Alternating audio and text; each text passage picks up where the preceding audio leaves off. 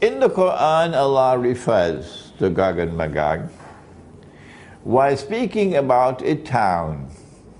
And He says the town was destroyed, the people of the town were expelled, and then a ban was placed on them that they could never return to this town to reclaim it as their own until, number one, Gog and Magog are released, and number two, they spread out in all directions, and with their irresistible power, they take control of the world in the world order of Gog and Magog. When that happens, then you see these people coming back to the town to reclaim it as their own. Which town is it? The answer is now very well known. It's Jerusalem. So when you see the Jews being brought back, we're talking now about the Israelite Jews, not the European Jews. When you see the Israelite Jews being brought back to the Holy Land from Yemen, from Iraq, from Syria, from Egypt, from Morocco, all over the world, where they were spread out. وَقَطَّعْنَاهُمْ فِي الْأَرْضِ أُمَمٍ. And you see them being brought back to the Holy Land to reclaim it as their own. And you see a state of Israel being restored in the Holy Land. And you see that state of Israel rising to become a ruling state in the world. Then you must know it's Gog and Magog. It's Gog and Magog who is doing it. Okay? So now we have a very clear picture before us here. The first of them will leave this area when they are released, and they will start moving to this area.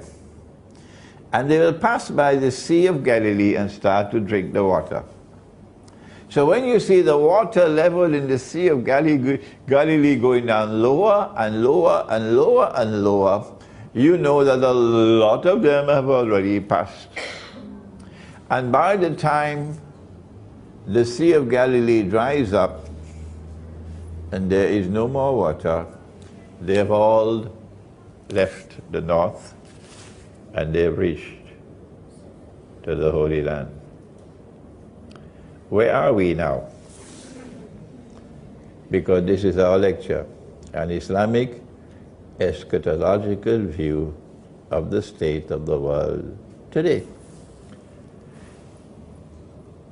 Answer? Just look at the Sea of Galilee and you'd know. A little island just appeared in the Sea of Galilee maybe last week or 2 weeks ago, which was not there before. The Sea of Galilee is going down. It is in irreversible decline. It's just a matter of time now before it dries up. Indicating that most of Gog and Magog have already come this way. Now comes a new analysis that I have never given before, because knowledge comes to me every day. Little bit, yeah.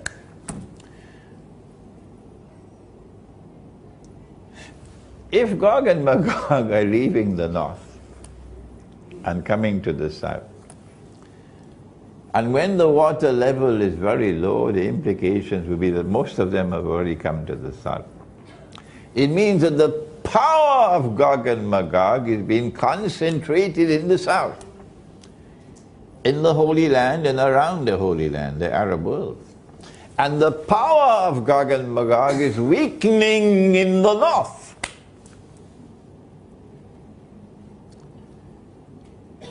And so a window of opportunity now exists. And when the war takes place, the Prophet said, alayhi salatu wassalam, that the event which will follow the Malhama is the conquest of Constantinople. Once there is a conquest of Constantinople, the implication would be that Gog and Magog have suffered a significant military defeat. In other words, the backbone of Gog and Magog is breaking in the north, while it is still strong in the south.